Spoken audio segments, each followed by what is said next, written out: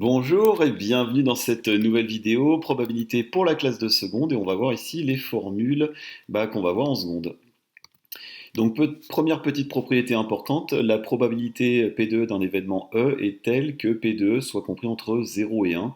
Voilà, si jamais dans vos calculs vous trouvez une probabilité qui est inférieure à 0 ou supérieure à 1, c'est que vous vous êtes trompé quelque part, c'est pas possible. Donc voilà, méfiance un petit peu, ça peut être, c'est un indice d'erreur. Ensuite, les événements contraires, eh bien l'événement contraire de E, on va le noter E bar, et on a P de E bar, la probabilité de E bar, qui est 1 moins la probabilité de E. Bon, c'est somme toute logique, mais ça peut être intéressant parfois pour gagner du temps. Un petit exemple, voilà, dans un lancer de dés, si E est l'événement obtenir un 1, l'événement E bar, ça va être l'événement ne pas obtenir un 1, c'est-à-dire obtenir un 2, ou un 3, ou un 4, ou un 5, ou un 6. Voilà, dans ce cas-là, on va avoir P de E qui est égal à 1 sixième, hein, c'est la probabilité d'obtenir un 1, on a une chance sur 6 d'obtenir un 1. Et bien dans ce cas-là, P de E bar, ça va être 1 moins P de E, c'est-à-dire 1 moins 1 sixième, c'est-à-dire 5 sixièmes. On poursuit avec une formule qui est importante et puis qui sera aussi importante à bien mémoriser pour l'année prochaine. Ça va être l'utilisation de l'union.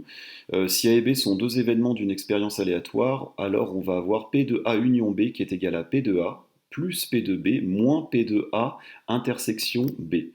Voilà, il faut se méfier un petit peu avec les probabilités d'union parce qu'on a tendance parfois à faire des petites erreurs si on les calcule de façon intuitive.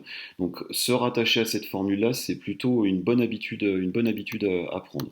On va se prendre un exemple, voilà, si on a un exercice où on nous dit que P de A est égal à 0,6, P de B 0,2 et P de A inter B qui fait 0,1, eh bien on peut sortir notre formule pour trouver l'union.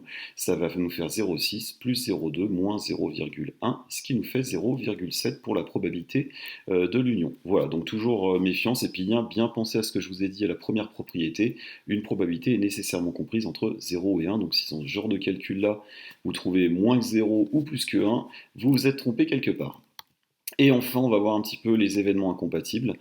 On dit que deux événements A et B sont incompatibles si leur intersection est égale à l'ensemble vide. C'est-à-dire qu'en fait, ils ne peuvent pas se réaliser en même temps. Il n'y a aucune intersection. Et dans ce cas-là, et dans ce cas-là uniquement, eh bien, la formule qu'on vient de voir ici, eh bien, vu que l'intersection est nulle, eh bien, la probabilité aussi est nulle. Et dans ce cas-là, on va avoir P de A union B qui est égal à P de A plus P de B. Alors attention, vous n'utilisez cette formule que si on vous a clairement dit que les événements sont incompatibles ou que vous l'avez démontré. Vous ne sortez surtout pas cette formule comme une formule habituelle parce que sinon elle ne fonctionne pas dans les autres cas. Dans tous les autres cas, on se raccroche à celle-ci. D'accord? Donc méfiance. Voilà, eh bien, je vous remercie d'avoir suivi cette vidéo sur les formules de probabilité pour la classe de seconde. J'espère que tout s'est bien passé, que vous avez bien compris. Je vous souhaite une bonne journée, une bonne soirée ou une bonne nuit selon quand vous regardez cette vidéo. On se retrouve à très bientôt et n'hésitez pas à liker, commenter et à vous abonner au site. À très bientôt, au revoir.